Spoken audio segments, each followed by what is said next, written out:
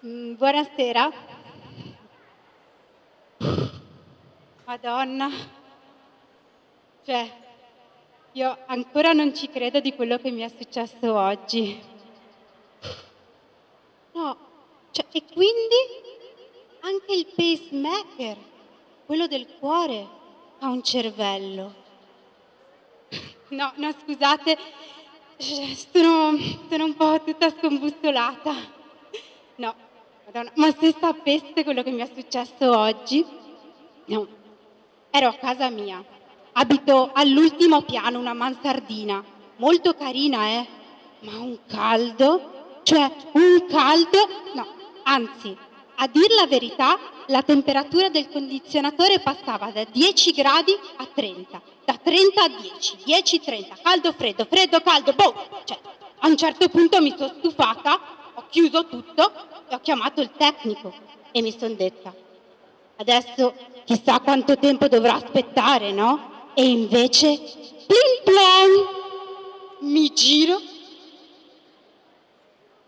e mi ritrovo un uomo alto, con 2 occhialoni così, ma dei begli occhi azzurri dietro, una barbona parecchio affascinante, magrolino, ma con quei muscoletti messi al posto giusto che insomma, cioè, avevo già caldo prima, no? Buongiorno, sono il Cyber Physica Assistant. Ha chiesto aiuto?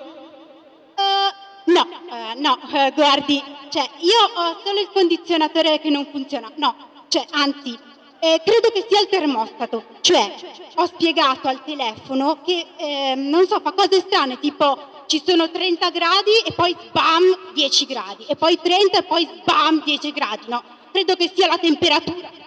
Perfetto, allora sono nel posto giusto. Permesso. E niente, è entrato, ha localizzato il termostato, ci è andato diretto come un falco e ha cominciato a trafficare. Ora, io non ci stavo capendo niente, però un po' curiosa di mio lo sono, no? Quindi ho aspettato un pochino e poi mi sono avvicinata e gli ho chiesto: scusi, ma lei esattamente cos'è? Ma gliel'ho detto, sono un assistente di sistemi cyberfisici. Guardi, cioè, io ho aperto la porta a un matto. Guardi, comunque io gli ripeto che ho chiesto solo un tecnico. Ma esattamente, signora, sono io, piacere, Giuseppe. Sì, ma scusi, ma questi sistemi cyberfisici cosa c'entrano? Ma come, signore, è ovvio, il suo termostato fa parte di un sistema cyberfisico. Ma sì, ma vuole che le spieghi? Se vuole. Vede, a dire la verità io sono un fisico disoccupato. Sì, è vero, adesso faccio il tecnico. Ma signora, se lei sapesse quello che c'è dietro a questi sistemi, lei capirebbe quanta bellezza c'è nel mondo e quanto le tecnologie siano impregnate di umanità e quanto sia importante sapere che l'integrazione fra il fisico e il cibernetico è alla base del mondo di oggi. Allora, a me sembrava ancora tutto matto, no? Però un pochetto di curiosità me l'aveva messa. Quindi mi giro, lo guardo e gli chiedo: scusi, ma questi sistemi cyberfisici cosa sono? Grazie, signora. Scusi, sa, ogni tanto mi faccio prendere dalla foga. Allora, deve sapere che la parola cibernetica deriva dal sanscrito kubera, che significa timone, cioè qualcosa che guida e controlla. Affascinante, no? Sì, molto. Ecco, un esempio di congegno cibernetico è il termostato. Perché? Qual è il suo scopo? Tenere la temperatura ad un certo valore nell'ambiente. Vede, il termostato ha un sensore che misura la temperatura, un controllore che la compara con un valore di riferimento e un attratore che accende o spegne il condizionatore. Tutto il sistema si basa sul feedback, cioè l'informazione di ritorno, che nel nostro caso è la temperatura del nostro ambiente. Chiaro, no? Sì, più o meno. Insomma, a questo punto si è infervorato. Quindi, sensore, attuatore e controllore. E adesso viene la parte interessante. Il sistema cyberfisico ha due elementi: il nostro cyber, ossia il termostato, e la parte che chiamiamo fisica. La parte che chiamiamo fisica è tutto quello che il nostro cyber termostato controlla, quindi il condizionatore e la temperatura nella nostra stanza. La parte cyber, il nostro termostato, è come se fosse la parte intelligente del nostro sistema, quella a cui noi diamo l'anima, quella che ha la capacità di controllare e decidere, mentre la parte fisica, nel nostro caso, ha un mero ruolo meccanico. No, scusi, guardi, chiamare cyber il termostato, vabbè, è un po' difficile, però posso anche arrivarci. Ma sta storia della parte fisica io non ho proprio capito. Guardi, secondo me lei l'ha chiamato cyberfisica perché si è laureato in fisica. Ha ragione, è un po' difficile da capire. Guardi, pensi che all'inizio non li avevano chiamati così. All'inizio c'erano soltanto gli embedded system, cioè c'era solo la parte cyber. Infatti embedded significa qualcosa di integrato. E pensi che queste cose erano la base di quando si sono mandati i voli sulla Luna o i missili, e poi hanno aumentato la capacità di calcolo e hanno creato i microprocessori, che poi sono alla base dei nostri computer, che... No, scusi, mi sono perso di nuovo, questo è un altro discorso. Torniamo ai nostri sistemi cyberfisici. Quindi avevamo questa parte cyber, no, che stavamo studiando, però ci siamo accorti che la parte cyber interagiva sempre col mondo reale, no? E quindi anche il mondo reale doveva fare parte del nostro sistema. E qual è il mondo reale che interagisce col nostro termostato? È il condizionatore, che può essere acceso o spento, e la temperatura nel nostro ambiente. Lo abbiamo chiamato parte fisica perché è quello che segue le leggi della fisica.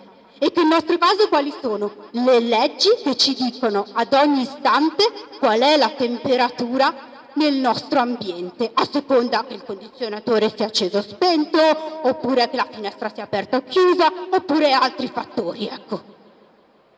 Aspetti, forse ho capito. Allora, la parte cyber è il nostro termostato e la parte fisica è tutto quello che condiziona la temperatura nella nostra stanza.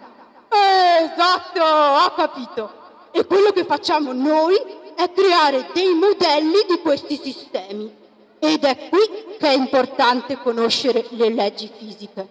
I modelli ci servono per analizzare e predire i nostri sistemi e capire che cosa fanno. Pensate ad una mela, no? Che cade da un albero. Noi possiamo ad ogni istante misurare a che altezza è la nostra mela, però possiamo anche sapere da che altezza cade la mela e possiamo, conoscendo le leggi di Newton, prevedere più o meno a che altezza sarà ad ogni istante. Chiaro? E potremo fare dei modelli anche su di lei? Sì, però insomma poi dipende da cosa vuole fare con questi modelli. Sì, vabbè, comunque torniamo ai nostri modelli cyberfisici, no? Quindi nel laboratorio noi cerchiamo di capire qual è l'interazione fra la parte fisica e la parte cibernetica. E può pensare quanto è complesso questo?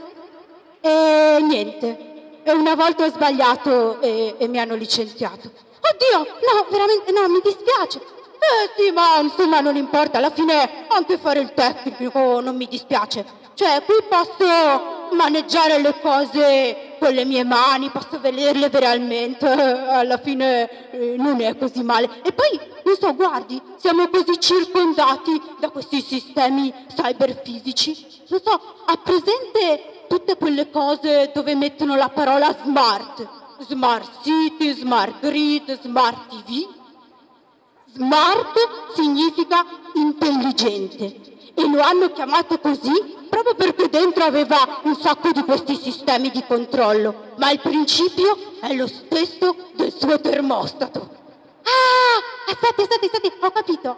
Allora tipo anche le macchine, quelle automatiche, no? Quelle che si guidano da sole, anche quelle con l'ambiente circostante fanno un sistema cyberfisico, cioè io gli dico dove voglio andare e loro leggono un po' i dati in giro e a seconda di quelli decidono come muoversi. Esatto, le self-driving car, brava. Ah, aspetti, e allora anche mia zia, no? Mia zia diabetica che l'altra settimana si è messa quel coso, come si chiama?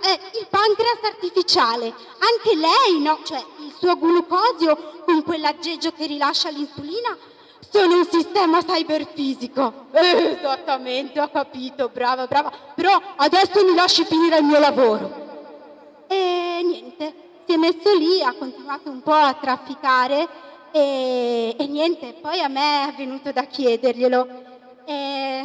Scusi Giuseppe, no, mi dispiace molto di averle fatto ricordare dei brutti momenti, ma guardi, secondo me lei è ancora un fisico perfetto e anche un bravo insegnante. Grazie. E niente, che ore sono? Fra poco passa a prendermi e usciamo insieme. E niente, spero anch'io forse prima o poi di avere un po' di influenza su Giuseppe e chissà, magari anche noi alla fine faremo un sistema cyberfisico, o no?